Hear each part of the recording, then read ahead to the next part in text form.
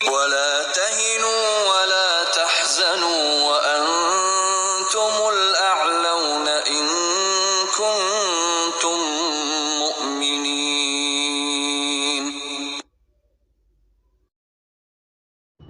السلام علیکم ورحمۃ اللہ وبرکاتہ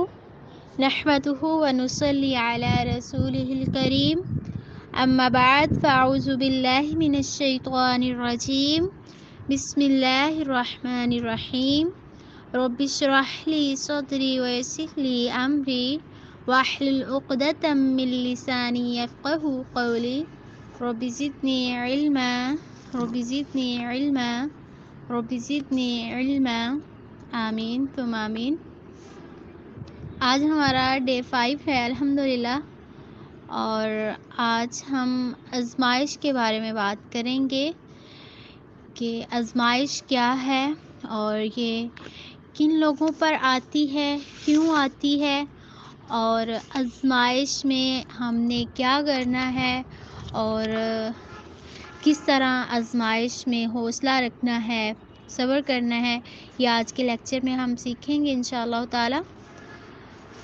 تو قرآن پاک میں اللہ تعالیٰ نے فرمایا مصیبت جو ہے وہ 3 طرح کی ہوتی ہے، اور تینوں مصیبتوں کا جو ذکر ہے، کوئی بھی تکلیف، جو غم ہے، کچھ بھی جس کی وجہ سے ہم پریشان ہو جاتے ہیں، اس کی 3 وجہ ہے، 3 وجوہات ہیں اس کی، ٹھیک ہے۔ اور قرآن پاک میں اللہ تعالیٰ نے فرمایا کہ سب سے پہلی وجہ وہ یہ کہ اللہ تعالیٰ فرماتے ہیں کہ تمہارے گناہوں کی وجہ سے بھی مصیبت آتی ہے، ٹھیک ہے۔ ہمارے جو گناہ ہوتے ہیں، ہم بعض اوقات بہت بڑے بڑے گناہ بھی کر لیتے ہیں، جب ان پر توبہ استغفار نہیں کرتے ہیں تو پھر اس وجہ سے بھی مصیبت آتی ہے۔ جیسے کہ حضرت آدم علیہ السلام جنت میں تھے، تو اللہ تعالیٰ نے ان کو حکم دیا تھا کہ اس درخت کے پاس نہیں جانا، اور مطلب کہ درخت کا جو پھل ہے وہ نہیں کھانا، لیکن انہوں نے شیطان نے ورگلایا ان کو اور انہوں نے درخت کا پھل کھا لیا،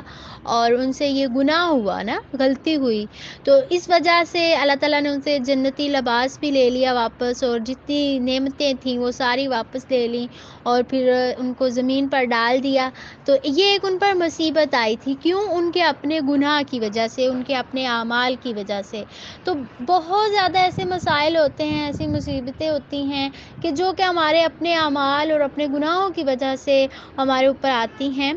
اور کچھ مصیبتیں اس طرح کی بھی ہیں۔ اللہ تعالیٰ نے قرآن پاک میں فرمایا، یہ دوسری قسم کی ہم بات کرنے لگے ہیں کہ جو بھی مصیبت آتی ہے اللہ کے حکم سے آتی ہے، ٹھیک ہے۔ اور جو بھی مصیبت آتی ہے وہ لوح محفوظ میں لکھی ہوئی ہے، کہ کوئی بھی مصیبت جو ہمیں آئی ہے وہ ہمارے مقدر میں لکھی ہوئی ہے، اور وہ آنی ہی آنی تھی، ٹھیک ہے۔ اور اللہ کے حکم سے آتی ہے، جو بھی مصیبت آتی ہے وہ اللہ کے حکم سے آتی ہے، اللہ کو اس کے بارے میں پتہ ہوتا ہے، اور اللہ کے کن کہنے پہ ہی مصیبت آتی ہے۔ تیسرے نمبر پر یہ کہ اللہ تعالیٰ بندے کو معمولی آزمائش اور پھر مصیبت دیتے ہیں، بندے پر مصیبت آتی ہے، اس کا یہ مطلب نہیں کہ اللہ تعالیٰ بندے پر ظلم کرتا ہے، ایسی بات نہیں ہے، بلکہ اللہ تعالیٰ بندے کا درجہ بلند کر دیتا ہے جنت میں، ٹھیک ہے۔ معمولی سے آزمائش اور مصیبت کی وجہ سے اللہ تعالیٰ اس کا جو درجہ ہے وہ جنت میں بلند کر دیتا ہے، اور اللہ تعالیٰ اس کو بلند درجے پر پہنچانا چاہتے ہیں، اس وجہ سے جو ہے اس پر چھوٹی چھوٹی مصیبتیں اور آزمائش آتی رہتی ہے۔ اب بات یہ ہے کہ آزمائش، مصیبت، غم، فکر جو بھی ہے، جیسے بھی حالات ہیں، وہ چاہے تو ہمارے گناہوں کی وجہ سے آئی ہے وہ کوئی بھی مصیبت، یا جو ہے ہمارے مقدر میں پہلے سے لکھی ہوئی تھی اور وہ آنی ہی آنی تھی، اللہ کے حکم سے آتی ہے کوئی بھی مصیبت جو ہے۔ تیسری کہ اللہ تعالیٰ ہمارا درجہ بلند کرنا چاہتا ہے، اور آزمائش، مصیبتیں، دکھ، تکلیف جو ہیں وہ درجات میں اضافے کا سبب بنتی ہے۔ تو اس میں کرنا کیا ہے؟ کوئی مصیبت آ جائے، آزمائش آ جائے، تکلیف، کوئی بیماری، کوئی بھی کسی طرح کی بھی، تو اس میں کرنا کیا ہے ہم نے؟ تو سب سے پہلی بات یہ ہے کہ عذاب یا مصیبت یا تکلیف جو بھی چاہے ہمارے گناہوں کی وجہ سے آئے، تو وہ یا تو عذاب بن سکتی ہے ہمارے لیے، یا پھر آزمائش، ایسی آزمائش کہ جس کے بعد انسان کو انسان کے گناہ معاف کر دیے جاتے ہیں اور اس کے درجات جو ہے بلند کر دیے جاتے ہیں۔ عذاب کیسے بنے گی؟ اگر تو ہمیں کوئی مصیبت، کوئی تکلیف، کوئی پریشانی، غم آئے ہیں تو ہم نے اگر اللہ کی طرف رجوع نہیں کیا تو وہی مصیبت، وہی غم اور تکلیف ہمارے لیے عذاب اللہ کا بن جائے گا، ٹھیک ہے؟ اللہ کی طرف سے ہمیں عذاب مل رہا ہوگا، اور یہ کہ دوسروں کے لیے عبرت بن جاتا ہے وہ انسان۔ کون؟ جو اپنی مصیبت اور تکلیف اور غم میں اللہ کی طرف رجوع نہیں کرتا، اپنے گناہوں کی معافی نہیں مانگتا، اللہ سے مدد نہیں مانگتا اور اللہ تعالیٰ کو اپنے ساتھ نہیں سمجھتا، وہ انسان جو ہے وہ اس کے لیے اس کی مصیبت عبرت، وہ لوگوں کے لیے عبرت بن جاتا ہے، ٹھیک ہے؟ اور اس کے اوپر جو مصیبت آئی ہے وہ اس کے لیے عذاب ہے۔ مثال کے طور پہ ہم دیکھتے ہیں فرعون ہے، قارون ہے، اور اسی طرح ابو جہل کا نام آپ نے سنا، ابو لہب، یہ سارے سرداران مکہ جو کہ ایمان نہیں لائے تھے اور پھر ان پر ایسی ایسی مصیبتیں آئی، ایسی ایسی تکلیفیں آئیں کہ وہ ہلاک ہو کر رہ گئے تھے، اور جو ہے انہوں نے اللہ کی طرف رجوع نہیں کیا تھا، اللہ کو رب نہیں مانا تھا، تو یہ سارا کچھ ان کے گناہوں کی وجہ سے ان کے ساتھ ہوا، ٹھیک ہے؟ اور دوسری طرف جو بھی انسان آزمائش میں، مصیبت میں، تکلیف میں، غم میں اپنے اللہ کو پہچان لیتا ہے اور سمجھتا ہے کہ یہ سب کچھ اللہ کی طرف سے، اللہ میرے حالات سے واقف ہے، اور وہ اللہ کی طرف رجوع کرتا ہے، ٹھیک ہے؟ اور جب بھی ہمیں کوئی تکلیف آتی ہے، مصیبت آتی ہے، تو ہماری تکلیف میں سب سے پہلے رخ کس طرف جاتا ہے ہمارا؟ ہر انسان کو سوچنا چاہیے کہ اس کو جب بھی کوئی مصیبت، تکلیف، پریشانی آتی ہے، خوشی میں بھی یہی معاملہ ہونا چاہیے، لیکن تکلیف، مصیبت میں تو خاص طور پہ کہ انسان کا رخ کس طرف جاتا ہے؟ کیا وہ دوسروں کو ہی اپنی تکلیف اور مصیبت کا باعث سمجھ رہا ہے؟ کیا وہ دوسروں پر ہی طعنے کس رہا ہے، یا دوسروں کے ساتھ ہی گلے شکوے کر رہا ہے، یا دوسروں پر ہی غصہ کر رہا ہے، یا پھر وہ مطلب یہ ہے کہ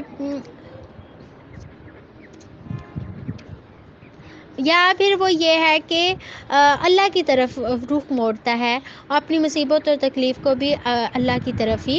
کرتا ہے رخ۔ سب سے پہلے اللہ کے بارے میں سوچتا ہے کہ اللہ ہے نا، پھر جب لوگ سو جاتے ہیں وہ اس وقت بھی اللہ تعالیٰ جو ہے جاگتا ہے اور انسانوں کو دیکھ رہا ہے، پھر جب لوگ آپ کو بھول جاتے ہیں اس وقت بھی اللہ تعالیٰ یاد رکھتا ہے اپنے بندے کو، جب لوگ ناراض ہو جاتے ہیں اس وقت بھی اللہ سنتا ہے اپنے بندے کی۔ جو اللہ کی طرف رجوع کرتا ہے اس کے ذہن میں یہ ساری باتیں ہوتی ہیں، اور شرک کا جو سب سے پہلے دروازہ ہے وہ یہیں سے کھلتا ہے کہ انسان، لوگ جو ہیں وہ اللہ کی بجائے لوگوں پر توکل کرتے ہیں، دوسروں پر توکل کرتے ہیں، لوگوں کے پیچھے بھاگتے ہیں، دوسروں سے امیدیں باندھتے ہیں، صرف ایک اللہ سے امید نہیں باندھتے، اللہ پر توکل نہیں کرتے، اور یہ نہیں سمجھتے ہیں کہ یہ سب کچھ اللہ کی طرف سے ہے، ٹھیک ہے؟ اور پھر جو لوگ آزمائش، تکلیف، مصیبت، غم میں اللہ کی طرف رجوع کر لیتا ہے، اللہ سے مدد مانگتا ہے اور مان لیتا ہے کہ اللہ تعالیٰ میرے حالات سے واقف ہے اور انشاءاللہ یہ جلد آزمائش، مصیبت ختم ہونے والی ہے، اور مطلب سب کچھ اللہ کی طرف سے ہے اور اللہ کی طرف لوٹ کر واپس جانی ہے ہر چیز، تو پھر وہ آزمائش جو ہے اس کے لیے خوشیوں کا باعث بن جاتی ہے۔ اس آزمائش کے بعد اللہ تعالیٰ اس کو بہت زیادہ خوشیاں دیتا ہے۔ آزمائشیں، پریشانیاں اللہ کے نبیوں پر بھی آئی تھی، صحابہ کرام پر بھی آئی تھی۔ دیکھیں نا، نبی صلی اللہ علیہ وآلہ وسلم جب ہجرت کر کے مکہ چھوڑ کے، اپنا گھر بار چھوڑ کے، اپنا ساز و سامان چھوڑ کر تو مکہ سے آئے تھے ہجرت کر کے مدینہ میں، تو بہت زیادہ پریشانی والا معاملہ تھا، اور اپنا گھر چھوڑنا کتنی مشکل بات ہوتی ہے نا۔ ہم میں سے اگر ہمیں کوئی کہہ دے کہ بس ٹھیک ہے یہیں پہ سب کچھ چھوڑو اور یہاں سے چلے جاؤ کہیں بہت دور دوسری جگہ پہ، تو کتنا مشکل لگتا ہے نا، اپنے گھر والے بھی چھوڑ دینے، اور اپنا علاقہ، اپنا شہر، اپنا سٹی، کتنی ہر چیز سے محبت ہوتی ہے، تو سب کچھ چھوڑ دینا یہ بھی تو ایک آزمائش تھی نا، ایک مصیبت تھی، تکلیف تھی۔ تو چھوڑ چھاڑ کے جب مدینے میں آئے تو پھر ایک وقت آیا تھا کہ اللہ تعالیٰ نے ان کو جو ہے ان کی آزمائش کو خوشیوں میں بدل دیا تھا۔ صحابہ کرام اور نبی صلی اللہ علیہ وسلم جب فتح مکہ کے موقع پر مکہ میں دوبارہ سے داخل ہوئے تھے، اور اسی طرح اور بہت سارے واقعات ہیں، ہم انشاءاللہ آگے ڈسکس کریں گے۔ تو اب ہم یہ دیکھیں گے کہ اللہ تعالیٰ کن کو آزماتا ہے، اور آزمائش، مصیبت کن پر آتی ہے اور کس طرح کی آتی ہے۔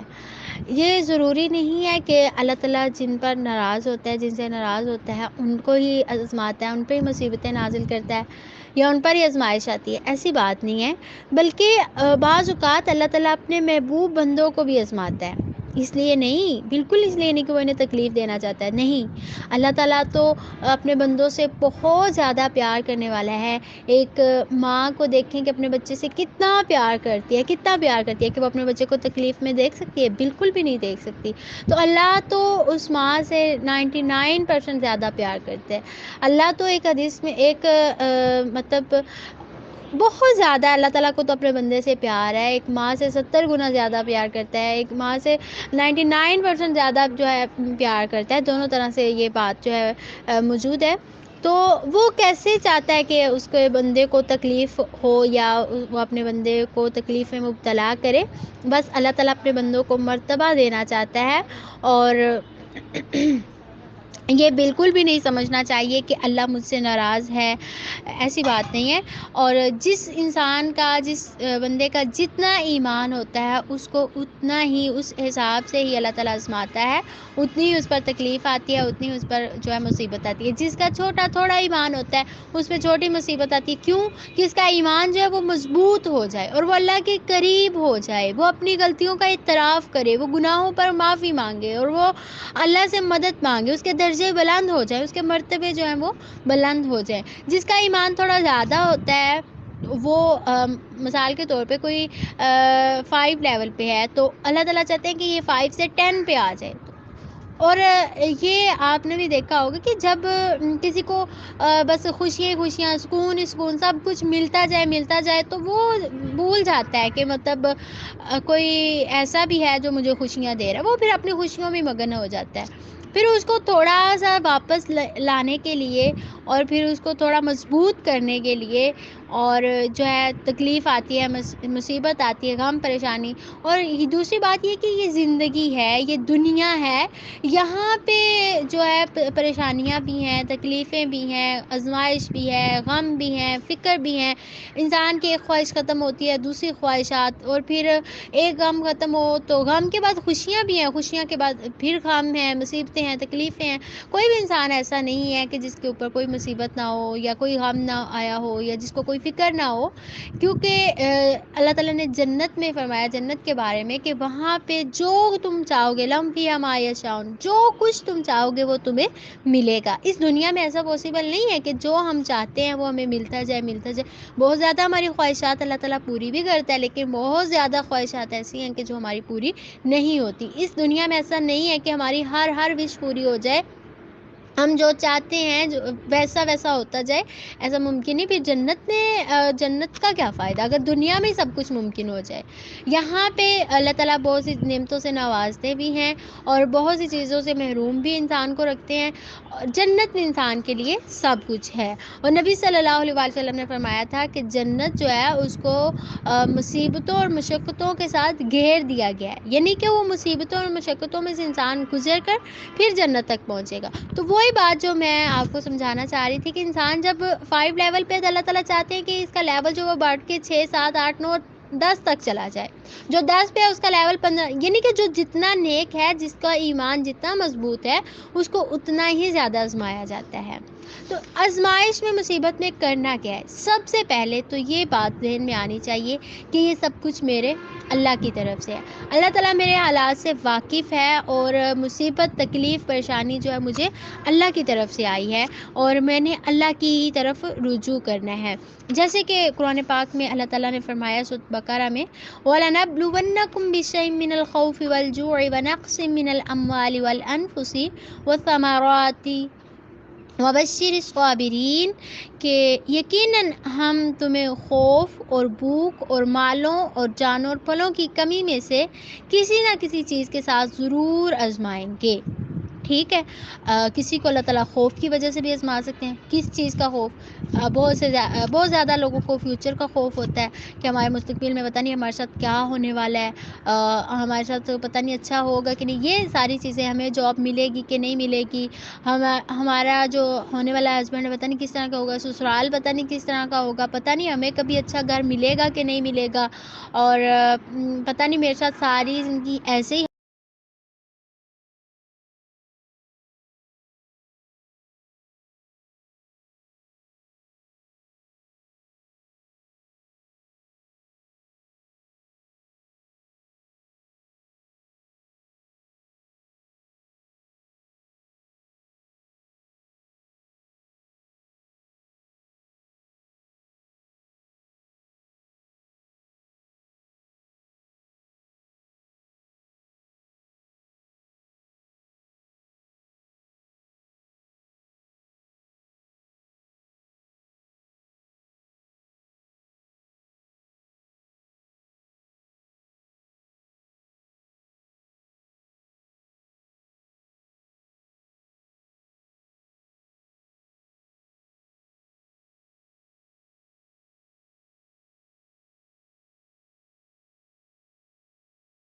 پتہ نہیں میرے ساتھ ساری زندگی ایسے ہی حالات رہیں گے، پتہ نہیں ہمارے جو وسائل ہیں وہ وسیع ہوں گے کہ نہیں ہوں گے، ہم کبھی مطلب جنہوں نے اسٹوڈنٹس نے پیپرز دیے ہوتے ہیں ہم پاس ہوں گے کہ نہیں ہوں گے، یہ سارے خوف کی باتیں ہوتی ہیں۔ بعض اوقات لوگوں کا خوف کرتے ہیں کہ پتہ نہیں فلاں مجھے کیا کہے گا، فلاں کیا کہے گا، تو اللہ تعالیٰ کہتے ہیں کہ ہم آزماتے ہیں انسان کو، ضرور آزمائیں گے۔ کس وجہ سے؟ خوف کی وجہ سے۔ تو آپ کو سوچنا چاہیے کہ آپ کو کس چیز کا خوف ہے۔ بہت سے لوگوں کو مرنے سے بڑا ڈر لگتا ہے، مرنے سے لوگ ڈرتے ہیں کہ ہم مر جائیں گے، وہ اس چیز کو سوچ کے نا تو بہت زیادہ خوف زدہ ہو جاتے ہیں کہ پھر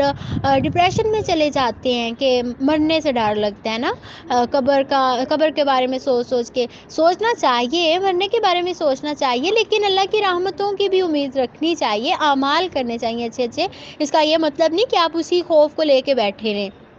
اور پھر بہت زیادہ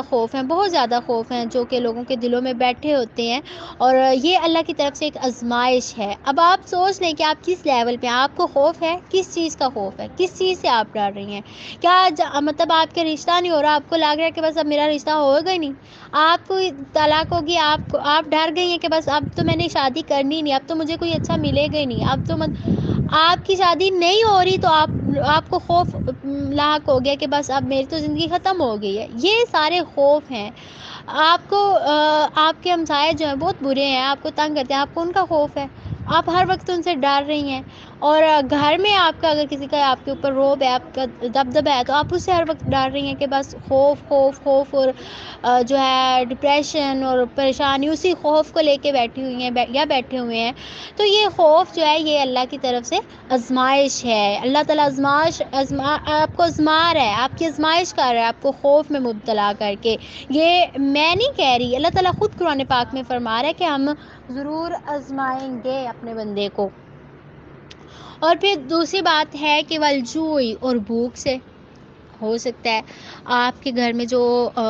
کمی آئی ہے، رزق میں کمی آئی ہے، خوراک میں کمی آئی ہے، اور اس طرح اور بہت سے مسائل، آپ کا اپنا گھر نہیں ہے، یا یہ ساری چیزیں، بھوک سے بھی اللہ تعالیٰ آزمائیں گے۔ ایک وقت کا کھانا مل رہا ہے، دوسرے وقت میں نہیں مل رہا، بہت کمی ہو گئی ہے، تو یہ بھی اللہ تعالیٰ کی طرف سے ایک آزمائش ہے۔ اور وَنَقْصٍ مِّنَ الْأَمْوَالِ، اور مالوں اور جانوں میں کمی کر کے، مالوں اور جانوں میں، مال کا مطلب یہ ہے کہ آپ نے کوئی بزنس کیا ہے تو آپ کو اس میں نقصان ہو گیا، یا آپ کی انکم جو ہوتی ہے، آپ کہیں پہ جاب کر رہے تھے، آپ کی جاب چھوٹ گئی ہے تو آپ کو نقصان ہو گیا، یا آپ نے کوئی مال مویشی رکھے ہوئے تھے، وہ ان پر کوئی آفت آئی خدا نخواستہ تو وہ جو ہے ان کی ڈیتھ ہو گئی ہے، یا آپ نے کچھ رکھا تو مطلب کسی بھی طرح کا مال میں نقصان ہو سکتا ہے، مال مویشی جو ہے ان کی ڈیتھ ہو سکتی ہے، یا آپ نے ان کو بیچا ہے اس میں نقصان ہو سکتا ہے، کسی طرح سے بھی جو ہے، یا اللہ تعالیٰ نے آپ کو مال دیا ہی نہیں ہے، کوئی بھی مال جو ہے وہ گاڑی، گھر، بنگلہ، جو مطلب کہ مال مویشی کچھ بھی جو آپ چاہتے ہیں آپ کو نہیں ملا، یا جو ہے اللہ تعالیٰ نے اس میں کمی کر دی ہے، تو یہ بھی اللہ تعالیٰ کی طرف سے آزمائش ہے۔ اور جانوں میں آپ کا بہت قریبی کوئی فوت ہو گیا ہے، آپ کے پیرنٹس فوت ہو گئے ہیں، آپ کی اولاد میں سے اللہ تعالیٰ نے کسی کو لے لیا ہے، آپ کے بہن بھائیوں میں سے، یا ہمارے کوئی بھی عزیز و قارب جو فوت ہو گیا ہے، تو اللہ تعالیٰ کی طرف سے آزمائش ہے، اللہ تعالیٰ کی طرف سے مصیبت ہے نا۔ اللہ تعالیٰ نے باقی اس کا تو جو وقت لکھا ہوا تھا وہ آ گیا، اللہ تعالیٰ کا مطلب وعدہ ہے کہ کل نفس ذائقۃ الموت، ہر نفس نے موت کا ذائقہ چکھنا ہے، تو اس کا تو وقت تھا، جتنا اس نے زندگی گزارنی تھی اللہ تعالیٰ نے اس کو جو مدت دی ہوئی تھی وہ اس نے گزار لی، اور اس کا موت کا وقت آیا اور وہ چلا گیا۔ لیکن ہمارے لیے آزمائش ہو سکتی ہے، کیونکہ ہو سکتا ہے جو گیا ہم اس سے بہت زیادہ پیار کرتے ہوں، ہو سکتا ہے ہمارے پیرنٹس میں سے کوئی گیا ہو اور ہمیں ان سے بہت زیادہ پیار ہو، ہمارے بچوں میں سے کوئی ہو، اللہ تعالیٰ سب کو ایمان اور صحت والی زندگی دے، تو ہمیں جو جانے والا اس سے بہت زیادہ پیار ہے، بہت زیادہ محبت ہے، تو اللہ تعالیٰ نے اس کو جو ہے واپس بلا لیا ہے، اس کی مدت جو ہے زندگی کی وہ ختم ہو چکی ہے، تو ہمارے لیے آزمائش ہے کہ یہ ہم اس حالت میں صبر کرتے ہیں کہ نہیں کرتے، ہم اللہ کا حکم مانتے ہیں کہ نہیں مانتے ہیں، ٹھیک ہے۔ اور پھر پھلوں کی کمی میں سے ہو سکتا ہے بہت سے لوگوں کو فروٹس کی کمی ہو، ڈرائی فروٹس کی کمی ہو، یا فریش فروٹس کی کمی ہو، پھلوں کی کمی ہو، پھل نہیں کھانے کو ملتے ہیں، اور پھر وہ جو لڑائی جھگڑا کرتے ہیں دوسروں سے، اپنے ہسبینڈ سے، اپنے پیرنٹ سے، یہ بھی ہو سکتا ہے۔ اور یہ جو پھلوں کی کمی اور پھلوں میں آزمائش کا مطلب یہ بھی ہے کہ انسان بہت زیادہ محنت کرتا ہے، بہت زیادہ محنت کرتا ہے، لیکن اس کو محنت کا پھل نہیں ملتا. یہ بھی اللہ تعالیٰ کی طرف سے ایک آزمائش ہے. یہ ٹھیک ہے نا, پھلوں میں کمی کی سمجھ آ رہی ہے آپ کو کہ محنت کر کے اس کا پھل ملنا چاہیے نا. بعض اوقات ہم نے پیپرز کی اتنی اچھی تیاری کی ہوتی ہے, اتنی اچھی تیاری کی ہوتی ہے, دن رات ایک کر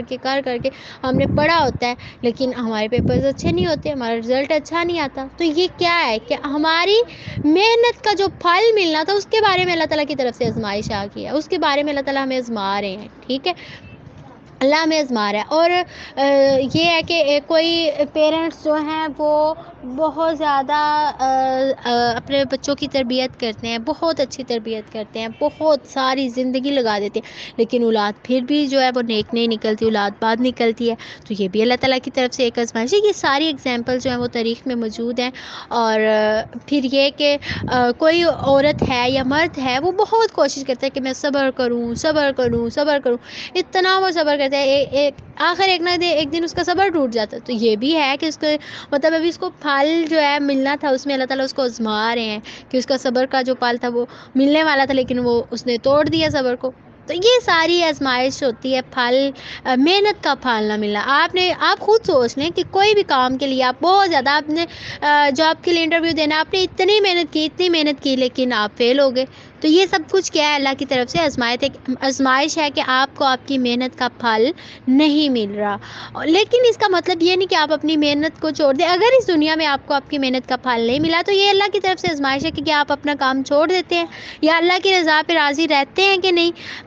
یہ مطلب نہیں کہ اگر یہاں محنت کا پھل نہیں ملا تو آپ کا جو ہے اجر آخرت میں, ایسی بات نہیں ہے. آخرت میں انشاءاللہ آپ کے درجات جو ہیں وہ بلند ہو جائیں گے انشاءاللہ تعالی. تو یہ ساری آزمائش اور امتحان, خوف, بھوک اور مالوں اور جانوں میں کمی, پھلوں میں کمی, یہ سارا کچھ آزمانے کے بعد اللہ تعالیٰ انسان کو دینا کیا چاہتے ہیں. اللہ تعالیٰ فرماتے ہیں کہ صبر کرنے والوں کو خوشخبری دے دیں جو صبر کرتے ہیں.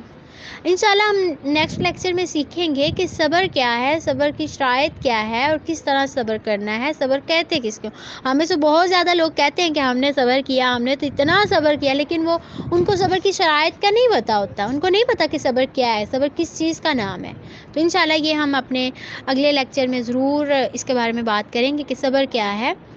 تو جو صبر کرتے ہیں ان کے لیے خوشخبریاں ہیں, ان کے لیے انعامات ہیں. اور اللہ تعالیٰ کہتے ہیں کہ اس امتحان, یعنی جو بھی انسان کے اوپر امتحان آیا, جو بھی آزمائش آئی, جو بھی مصیبت, غم, پریشانی کسی طرح کا بھی وہ ہو سکتا ہے, یہ اس بات کو آپ اپنے آپ کے اوپر جو مصیبت آ چکی ہے نا, کوئی بیماری ہے یا کوئی آپ کو پریشان کر رہا ہے, لوگ آپ کو تنگ کر رہے ہیں, لوگ آپ کو عزت نہیں دے رہے ہیں, آپ پر اعتماد نہیں کیا جا رہا, یا آپ دین کے کام کرتی ہیں, لوگ آپ کو ستاتے ہیں, یا آپ اپنے دین پر قائم ہیں لیکن لوگ آپ کو تانے دیتے ہیں, بہت زیادہ آپ کے پردے کی وجہ سے آپ کے رشتے نہیں ہو رہے. تو یہ ساری آزمائش, امتحان ہے آپ کا. اس امتحان میں اگر آپ صابر رہتے ہیں, ٹھیک ہے, اور آپ صبر کرتی ہیں یا کرتے ہیں, تو اس امتحان کے بعد ایسے انسان کو درجے ملتے ہیں کہ بندہ حیران رہ جاتا ہے, اس دنیا میں بھی اور آخرت میں بھی. نبی صلی اللہ علیہ وسلم نے فرمایا کہ کوئی بھی بندہ جو حرام چیز, کوئی شخص جو حرام چیز جو ہے وہ چھوڑ دیتا ہے, باوجود اس کے کہ اس کے اللہ تعالیٰ نے اس کو طاقت بھی دی ہے, اس کے پاس طاقت ہے, لیکن وہ اللہ کے خوف کی وجہ سے, یعنی کہ کوئی بھی گناہ کا کام ہے یا کوئی بھی حرام کام ہے وہ کرنا چاہے تو کر سکتا ہے, لیکن اس پر اللہ کا خوف غالب آ جاتا ہے, وہ اس گناہ کے کام کو چھوڑ دیتا ہے, تو اس کے بدلے اللہ تعالیٰ اس کو آخرت سے پہلے اس دنیا میں بھی اس سے اچھی چیز سے نوازتا ہے. ٹھیک ہے,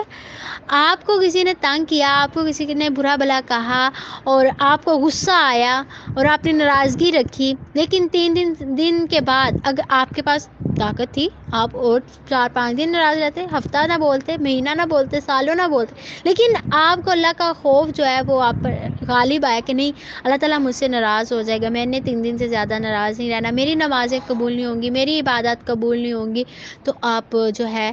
فوراً سے اس بندے کے ساتھ جس سے آپ کی لڑائی تھی, ناراضگی تھی, اس سے صلح کر لیتے ہیں. تو یہ ہے کہ حرام کام کو مطلب چھوڑ دیا اللہ کے خوف کی وجہ سے, تو اس کا اجر آخرت میں تو ملے گا, لیکن اس سے پہلے آپ کو دنیا میں بھی اس کا اجر ملے گا. تو اگر آپ صبر کر رہے ہیں تو حرام کام سے بچ رہے ہیں, کوئی بھی حرام کام ہے, غصہ ہے، غیبت ہے، چغلی ہے، کینہ ہے، یا بعض لوگ جو ہیں وہ جاب اس لیے نہیں مل رہی ہوتی کہ وہ رشوت نہیں دیتے ہیں، یہ بھی حرام کام ہے، حرام کام سے بچ رہے ہیں وہ، ٹھیک ہے. اور بہت زیادہ ایسی بہنیں ہیں جو کہ رشتوں کی وجہ سے پریشان ہوتی ہیں، پردہ کرتی ہیں، لیکن ان کو جو ہے مطلب لوگ پسند نہیں کرتے ہیں، دیندار گھرانے سے رشتہ نہیں ابھی تک آ رہا تو وہ پریشان ہو. تو یہ سارے جو امتحان ہیں اور وہ اللہ تعالیٰ کے اس حکم پر صبر کرتے ہیں اور حلال کو نہیں چھوڑتے ہیں، حرام طریقوں سے بچتے ہیں، تو اللہ تعالیٰ ان کو آخرت سے پہلے اس دنیا میں بھی اس چیز کا اجر ضرور دے گا انشاءاللہ تعالیٰ.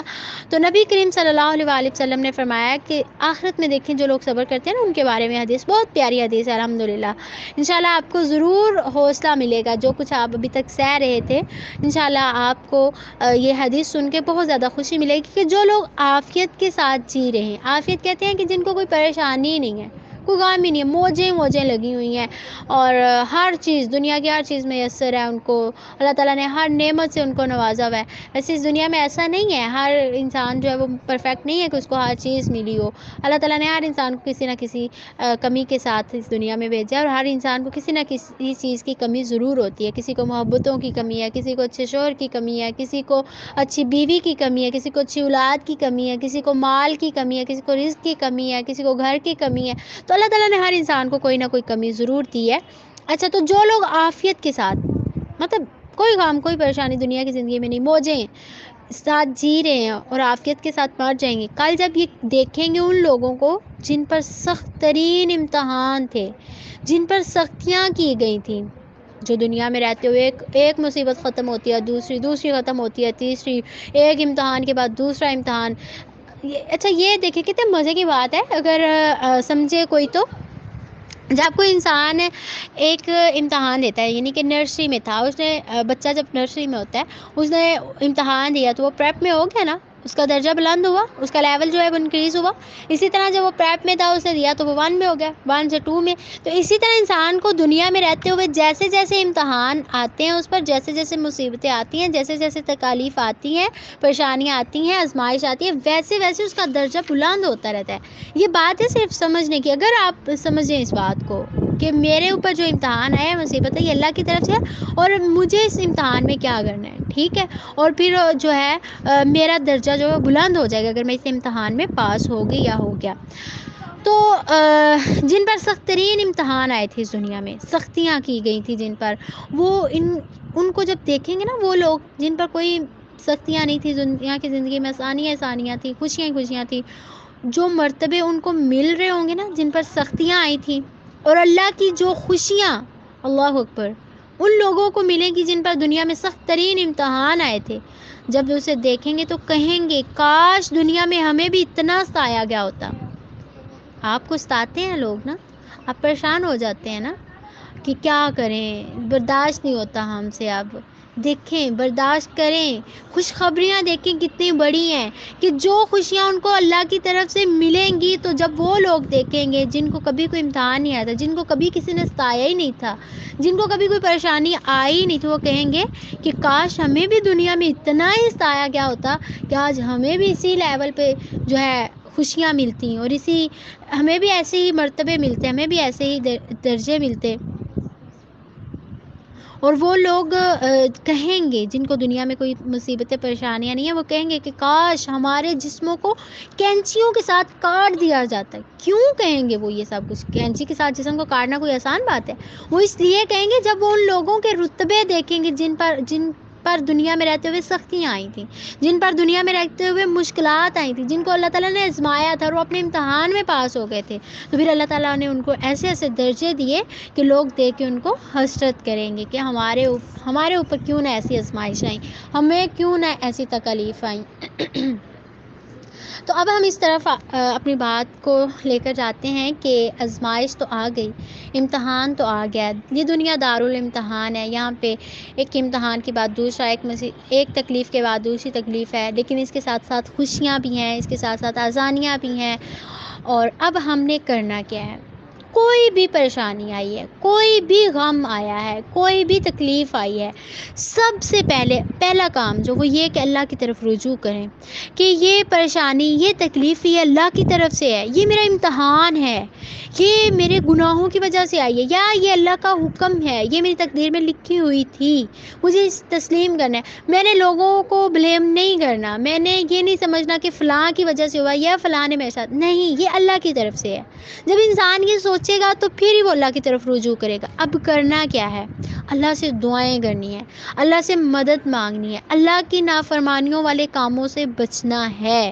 امتحان کو لے کے بیٹھے نہیں رہنا، بلکہ اس کی تیاری کرنی ہے کہ اس میں کیسے، جب امتحان سر پہ ہو نا تو دن رات ایک ہو جاتا ہے، محنتیں، کوششیں، سلیبس ڈھونڈتے ہیں ہم، ادھر سے ادھر سے تیاری کرتے ہیں، کیوں کہ میں امتحان میں فیل نہ ہو جاؤں۔ تو آپ کے اوپر، ہمارے اوپر جو بھی مصیبت، غم، پریشانی، تکلیف، کچھ بھی جو بھی امتحان آیا ہے، اس کے لیے ہم نے سلیبس ڈھونڈنا ہے اس کا، کہ ہم اس میں پاس ہو جائیں۔ ہم نے طریقے ڈھونڈنے ہیں کہ ہم کس طرح اس امتحان میں پاس ہو جائیں، ہم کس طرح اس امتحان سے باہر نکلیں اور ہمیں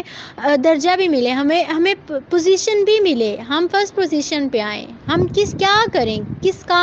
کون سا کام جو ہے وہ ہم کریں گے تو اس امتحان میں ہم پاس ہو جائیں گے۔ تو جب انسان کی یہ کوشش ہوگی کہ وہ سمجھ لے گا کہ یہ امتحان ہے، یہ مصیبت اللہ کی طرف سے اور مجھے اس میں پاس ہونا ہے انشاءاللہ، تو وہ پھر وہی کام کرے گا، وہی چیزیں، وہی طریقے ڈھونڈے گا جس سے وہ پاس ہو سکے، اور وہی وہ کوششیں کرے گا۔ اس کے لیے وہ اللہ کی کتاب قرآن پاک سے رہنمائی لے گا، وہ رسول اللہ صلی اللہ علیہ وسلم کی حدیث سے رہنمائی لے گا یا لے گی، کوئی بھی جو بھی ہے، خواہ مرد ہے یا عورت ہے۔ اور پھر وہ یہ کہ اللہ تعالیٰ کا ذکر زیادہ سے زیادہ، کہ یہ تکلیف اللہ کی طرف سے آئی ہے، یہ امتحان اللہ کی طرف سے ہے، اور اس امتحان میں اللہ ہی مجھے پاس کرے گا، اس امتحان سے اللہ ہی مجھے نکالے گا، ٹھیک ہے، پوزیشن اللہ ہی مجھے دے گا، اور اس امتحان کے بعد خوشیاں اللہ ہی مجھے دے گا۔ تو پھر وہ اللہ کا ذکر کرتا ہے، اپنی نمازوں کی حفاظت کرتا ہے، دعا کرتی ہے، اللہ سے یہ کرتا ہے، اور جو ہے مایوسیوں اور ناامیدیوں سے دور رہتا ہے، شیطان کے وسوسوں سے دور رہتا ہے، کیونکہ وہ پہچان لیتا ہے کہ یہ میرا امتحان ہے۔ اچھا، اب امتحان میں بعض اوقات حوصلہ ٹوٹ بھی جاتا ہے، انسان ہے نا، کتنا صبر کر سکتا ہے، کیسے وہ رہ سکتا ہے، بعض اوقات انسان کی ہمت جواب دے جاتی ہے، تو کیا کریں، کیسے صبر کریں، کیسے حوصلہ؟ ہمارے پاس الحمدللہ ہمارے مسلم ہیروز، ٹھیک ہے، ہمارے پاس تاریخ بھری بڑی ہے کہ جن پر آزمائش آئی، انہوں نے صبر کیا، پھر ان کو اللہ تعالیٰ نے کیا کیا چیزوں سے نوازا۔ تو سب سے پہلے ہم دیکھتے ہیں حضرت یعقوب علیہ السلام کو، ان کو اپنے بیٹے سے بہت زیادہ محبت تھی، حضرت یوسف علیہ السلام سے جدائی ڈال دی گئی نا، یہ جدائی اللہ کی طرف سے تھی۔ حضرت یعقوب علیہ السلام کا بھی امتحان تھا کہ یہ صبر کرتے ہیں کہ نہیں کرتے ہیں، یہ اللہ سے مدد مانگتے ہیں کہ نہیں مانگتے۔ حضرت یوسف علیہ السلام کا بھی امتحان تھا، ان کو اللہ تعالیٰ نے کنویں سے مصر کی بادشاہت عطا کرنی تھی، ان کے لیے بھی امتحان تھا۔ اچھا، تو پھر کیا ہوا؟ حضرت یعقوب علیہ السلام نے کیا کہا تھا؟ انما اشکو بثی حزنی اللہ، کہ میرا جو مطلب گلا شکوہ، میرا غم، سب کچھ اللہ کے لیے ہے، میں اللہ سے ہی رجوع کرتا ہوں، میں اللہ سے ہی اپنے غم کی، اپنے حزن کی اللہ سے شکایت کرتا ہوں، اللہ سے ہی میں سب کچھ کہتا ہوں۔ پھر ہوا، اللہ تعالیٰ نے ان کو ملایا، ان کی جدائی جو ہے وہ ختم ہوئی، اور حضرت یوسف علیہ السلام کا بھی امتحان تھا، اور پھر کنویں میں پھینکا گیا، کنویں سے پھر نکالا گیا، پھر ان کو بیچ دیا گیا، ایک غلام بنے، اور اس کے بعد پھر اللہ تعالیٰ نے مطلب خوشیاں بھی دیں، وہ ایک جو ہے بادشاہ کے گھر رہنے لگ گئے، ٹھیک ہے، وہاں پہ ہر قسم کی ان کو آرائش ملی تھی۔ یہ دیکھیں نا، ساتھ ساتھ چل رہا ہے، اگر بہت زیادہ اللہ تعالیٰ نے سکون دیا، خوشیاں دی ہیں، غم دی، برے اچھے حالات ہیں تو برے حالات کی بھی امید رکھنی چاہیے، ٹھیک ہے، اگر برے حالات ہیں تو اچھے حالات کی بھی امید رکھنی چاہیے۔ تو حضرت یوسف علیہ السلام جو ہیں وہ بادشاہ کے گھر میں رہ رہے ہیں، ہر قسم کی آرائش ہے، لیکن دل میں ایک غم تو تھا نا کہ باپ سے دور ہیں، اور باپ کی جدائی کا غم ظاہر ہے ہر کسی کو ہوتا ہے، محبت کا، اور وہ ساری محبتیں بہن بھائیوں کی اور ماں باپ کی، ان سب سے دور تھے، لیکن بادشاہ کے گھر میں تھے۔ اس کے بعد پھر بادشاہ کی بیوی نے جب ان کو برگلایا، ایک اور امتحان آیا ان پر کہ اب یوسف کیا کرتا ہے، یہ عورت کی طرف مائل ہوتا ہے یا نہیں ہوتا۔ اس کے بعد وہ عورت کی طرف مائل نہیں ہوئے، اگلا امتحان شروع ہوا، سچے ہونے کے باوجود ان کو جیل میں ڈال دیا گیا۔ بعض حالات میں ہم سچے ہوتے ہیں بعض حالات میں ہم سچے ہوتے ہیں لیکن اس کے باوجود جو ہے لوگ ہمیں جھوٹا قرار دے دیتے ہیں، یہ بھی امتحان ہوتا ہے۔ تو یہ سارے امتحان اللہ تعالیٰ کی طرف سے ہیں۔ اور پھر حضرت یوسف علیہ السلام کو جیل میں ڈال دیا گیا، جیل میں پھر ان کا امتحان ہے کہ یہ جو جیل میں بندے ہیں ان کو اللہ کا پیغام پہنچاتے ہیں کہ نہیں پہنچایا انہوں نے اللہ کا پیغام۔ اور اس کے بعد انہوں نے امید اللہ سے باندھ کے رکھی کہ انشاءاللہ اللہ تعالیٰ ضرور مجھے نجات دے گا۔ اور پھر امتحان سے گزرتے اللہ تعالیٰ نے ان کو بادشاہت دی۔ اور اگر وہ اپنے پہلے امتحان میں پاس نہ ہوتے، وہ کنویں میں جو ہے گھبرا جاتے، پریشان ہو جاتے مایوسیوں میں کہ بس اب میں تو نہیں نکل سکتا یہاں سے، میری موت آنے والی ہے، میں مرنے والا ہوں، بس ختم، سب کچھ قصہ ختم، تو ہو سکتا ہے ان کی وہیں پہ ڈیتھ ہو جاتی۔ لیکن انہوں نے اللہ سے مدد مانگی، اللہ سے رجوع کیا، تو اللہ تعالیٰ نے بھی ان کی مدد کی۔ اسی طرح اگر بیماری کے حالات ہیں، بیماری ہے تو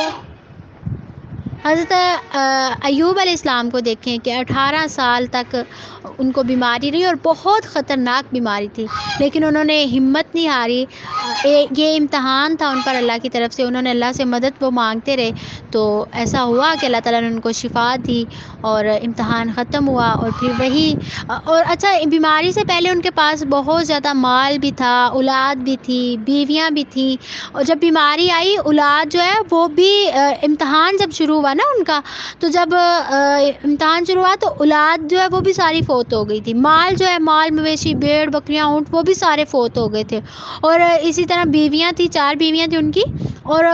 4 یا 7 بیویاں تھیں ان کی، وہ بھی چھوڑ گئی تھی ساری، صرف ایک بیوی نے ان کا ساتھ دیا تھا۔ تو کیا ایک انسان کے پاس اتنا کچھ تھا، وہ سب کچھ ختم ہو گیا، لیکن اس کے باوجود اور پھر ان کے اپنا جسم جو ہے وہ بھی بیماری میں مبتلا ہو گیا، ان کو کوڑ کی بیماری تھی، پورا جسم کوڑ میں مبتلا ہو گیا۔ ایک دن ایک کیڑا، ان کے جسم میں کیڑے چلتے تھے، اتنی خوفناک بیماری تھی ان کو، تو ایک زبان پہ کیڑا آ کے لگا نا، تو انہوں نے فوراً اللہ سے دعا کی کہ اللہ میری زبان پاک رہنی چاہیے، تاکہ میری زبان جو ہے وہ خراب نہ ہو، تاکہ میں تیرا ذکر زبان سے کرتا رہوں۔ تو یہ ہے حوصلہ اور ہمت، اور یہ ساری بات اللہ پر توکل کی، اور اللہ کو سمجھ لیا کہ اللہ کی طرف سے امتحان ہے، اور پھر انہوں نے صبر کے ساتھ اس امتحان کو پاس کیا الحمدللہ۔ اور پھر جب صبر کیا تو اللہ تعالیٰ نے 18 سال کے بعد ان کی بیوی جو ہے وہ کہیں گئی تھی، تو باہر مطلب لوگوں کا کام شام کر کے وہ اپنے ہسبینڈ کی خدمت کرتی تھی، ان کے لیے کھانا لاتی تھی، تو جب واپس آئی تو حضرت ایوب علیہ السلام حضرت جبرائیل علیہ السلام کے ساتھ بیٹھے ہوئے تھے، تو وہ ان کو کہنے لگی کہ آپ نے یہاں پہ میرے ہسبینڈ تو نہیں دیکھے، کہ مطلب یہاں پہ میرے ہسبینڈ تھے۔ انہوں نے کہا کس طرح کا تھا تمہارا ہسبینڈ، تمہارا شوہر کس طرح کا تھا؟ تو کہنے لگی کہ بس بیمار سا تھا، لیٹا ہوا تھا، اسے بیٹھا بھی نہیں جاتا تھا، کوڑ کی بیماری تھی۔ تو حضرت ایوب علیہ السلام کہنے لگے کہ وہ میں ہی ہوں، ٹھیک ہے، ان کا نام رحمت تھا، کہنے لگے رحمت وہ میں ہی ہوں۔ تو وہ کہتی ہے کہ جو لوگ ستائے ہو نا ان کو اور نہیں ستایا کرتے، ان کے ساتھ مذاق نہیں کیا کرتے، ان کو اللہ تعالیٰ نے اس طرح ان کو چینج کیا کہ وہ حضرت جبرائیل علیہ السلام آئے، انہوں نے کہا حضرت ایوب سے کہ اپنی ایڑی مارے، انہوں نے ایڑی ماری تو زمین کے اندر سے ایک چشمہ نکلا، پانی نکلا، تو حضرت ایوب علیہ السلام کو کہا کہ یہاں پہ غسل کریں، نہائیں، انہوں نے غسل کیا تو ان کے جسم سے ساری بیماری ختم ہوگی، اور وہ پاک صاف بالکل تندرست ہو کے اچھا سا لباس پہن کے بیٹھ کے۔ تو حضرت رحمت ان کی جو بیوی تھی، انہوں نے ان کو پہچانا ہی نہیں کہ یہ میرے ہسبینڈ ہے، میرے شوہر ہے۔ تو اس طرح سے اللہ تعالیٰ نے ان کے حالات جو ہیں وہ بدل دیے صبر کرنے کے بعد۔ تو اس امتحان کے بعد اللہ تعالیٰ نے ان کو خوشیاں دی، اور پھر آسمان سے سونے کی ٹڈیوں کی بارش ہوئی، تو حضرت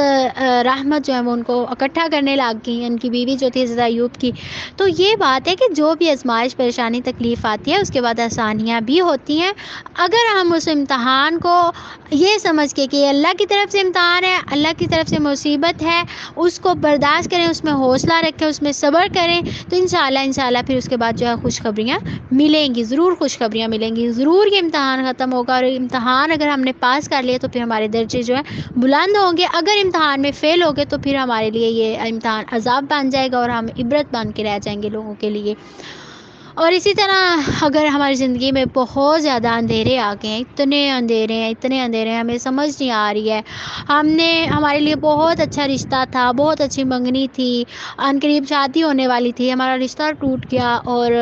ہم جو ہیں جاب کرنا چاہتے ہیں، بہت اچھی جاب ملنے والی تھی، لیکن ہماری جاب جو ہے وہ نہ ملی، یا ہم جاب کر رہے تھے وہ چھوٹ گئی،